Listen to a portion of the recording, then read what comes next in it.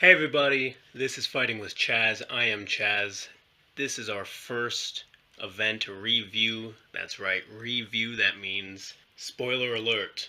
Today is Wednesday the 24th. These fights happened 4 days ago. It was a good night of fights. So let's get right into it. I'm just going to go bottom to top.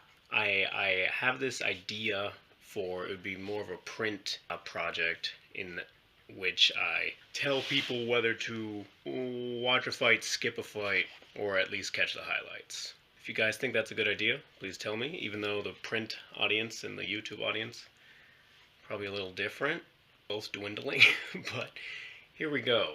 So let's start with all the pre-fight night stuff that happened at the weigh-ins, which was when Aspen Ladd misses weight, okay, by almost 2 pounds, and then Leslie Smith refuses to fight her, right? And we keep seeing this happen over and over. So far, including this card, fighters that have missed weight are 5-0.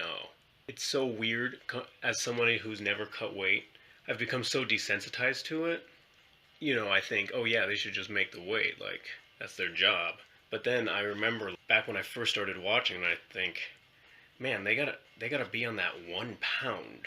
Non-championship fights, you have that 1 pound lenience. But even still, to have to be right there, like, that's crazy. But then if you take the fighter side, the wrestler side, a lot of them say that the last few pounds are the hardest part. So when you have a fighter who couldn't cut that last pound, 2 pounds, you wonder, did they just give up? Now they're going to be more fresh? Yeah, only a couple pounds bigger maybe, but really they didn't have to do all that work for those extra couple pounds that are the hardest part.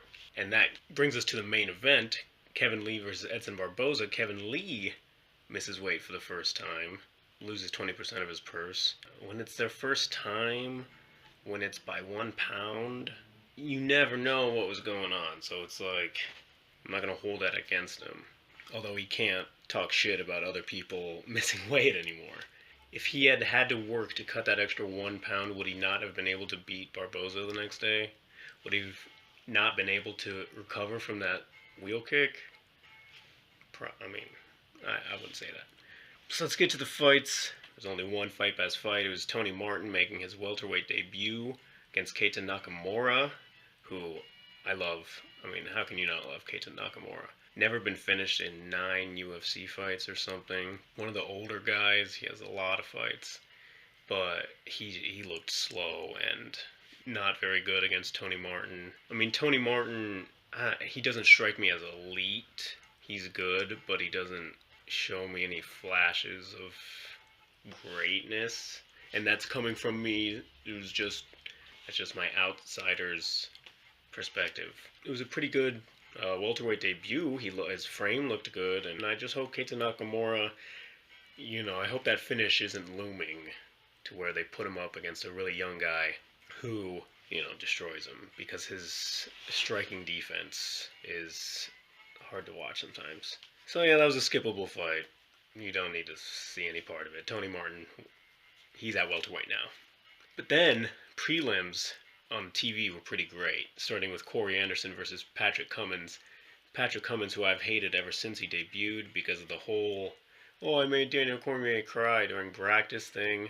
Putting up an asshole shtick is still being an asshole.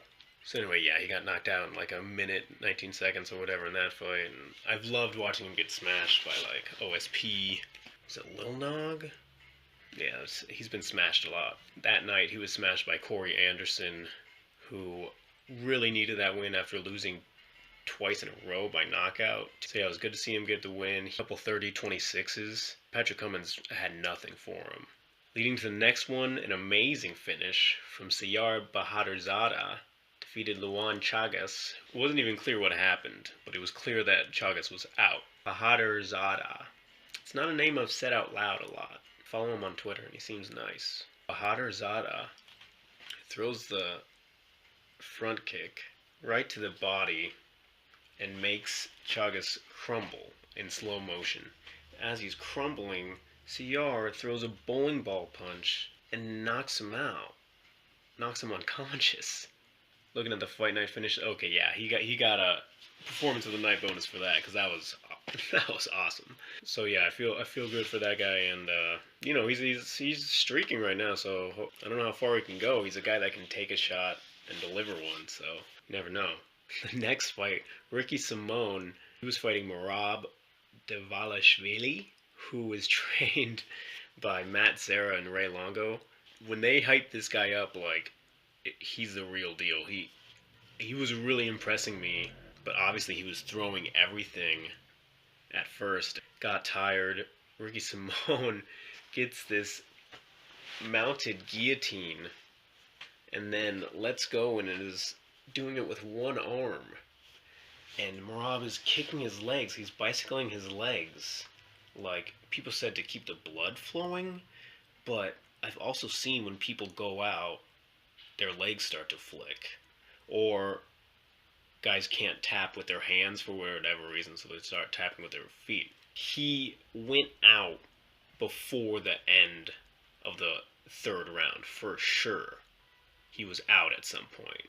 That's one of those situations from the referee's position. That would be really hard because I don't know, he wasn't defending properly was the issue, and it was clear the angle on his head and how red he was. Like, people argue that, like, oh, the fight ended, so it should just go to decision.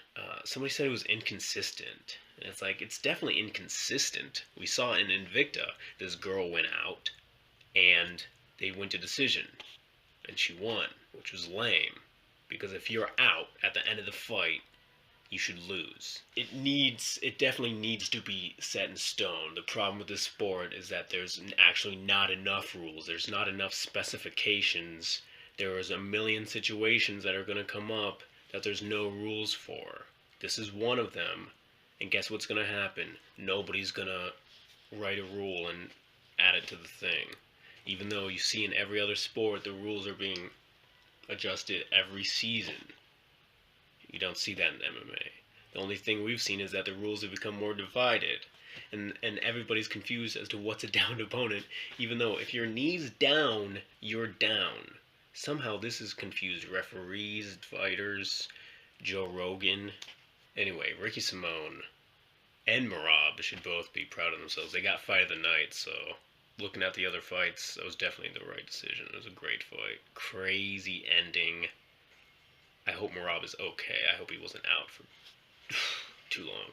It's not like he went out at the end of the fight. He lets go with a choke and his legs are still kicking. So it makes you think like, oh Jesus, like that doesn't mean he's conscious. And that's not the way you defend a choke. Ugh. The next fight between Ryan Laflare and Alex Garcia was boring as fuck. Somebody on Twitter said that Ryan Laflare is the UFC's most boring fighter. One of the most boring fights I've ever seen was Damian Maia versus Laflare. The only memorable Laflare performance is... this is rude to say. I shouldn't say that. When we get to the main card, the 6-fight main card on FS1, everybody was complaining about the pacing. So it started with Dan Hooker versus Jim Miller, which was a mismatch to begin with. I mean, I get why Dan Hooker would want the fight, but Jim Miller should be fighting seasoned guys. Gotta see the Dan Hooker KO. It's pretty brutal. It's probably the most brutal one of the night. Seeing Jim Miller just crunched and then Dan Hooker unfortunately follows it up.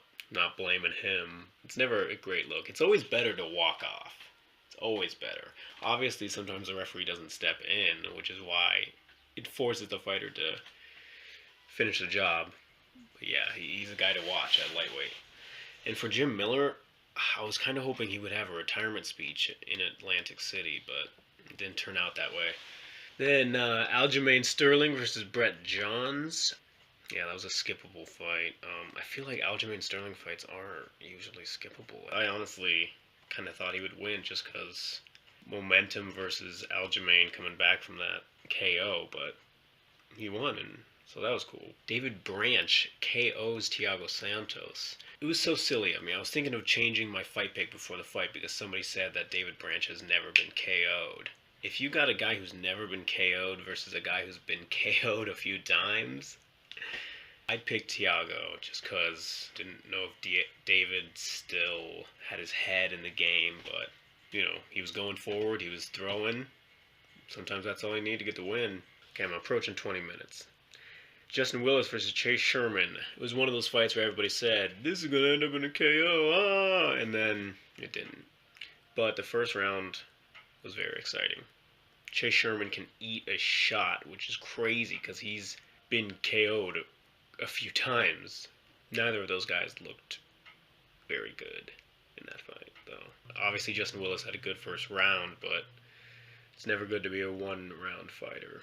And then the rematch of Edgar and Swanson. I watched the first one the night before, and I hadn't remembered how dominant he was.